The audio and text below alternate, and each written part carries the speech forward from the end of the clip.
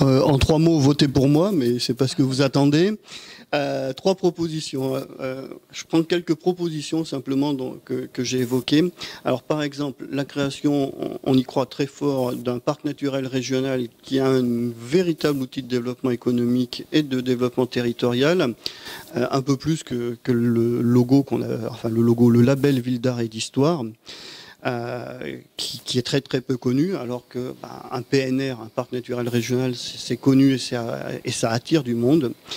Et puis ça nous permet donc d'avoir du développement économique, d'avoir de la mise en valeur et de la protection de notre patrimoine naturel, historique et naturel.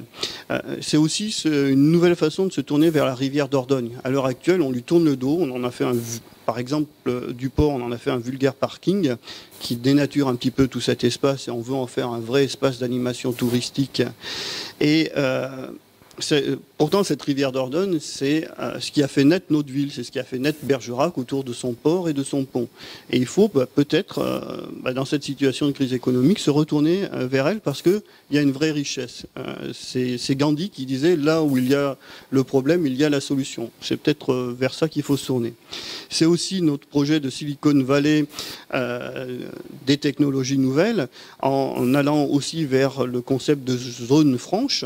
Il y a des choses qui sont possibles, il y a des choses qui seraient possibles dès maintenant à faire, même s'il y a un gros travail en ce moment qui est fait au ministère de l'Aménagement du Territoire pour revoir tous ces concepts de zone franche, d'exonération de contributions foncières des entreprises et autres. Voilà. Mais là, ça sera du donnant-donnant. Ça sera avec des critères sociaux et environnementaux derrière. Ça ne sera pas comme un certain pacte de responsabilité, je crois. Ça sera avec des critères sociaux et environnementaux, tout simplement parce que l'argent public est précieux et il faut qu'il y ait du gagnant-gagnant. Un troisième projet, c'est par exemple les cantines bio. Les cantines bio, on le redit, c'est de l'emploi local dans le maraîchage, c'est des structurations de filières alimentaires, agricole, alimentaire ou agroalimentaire derrière, et c'est quelque chose dans lequel nous pouvons aussi atteindre une excellence environnementale.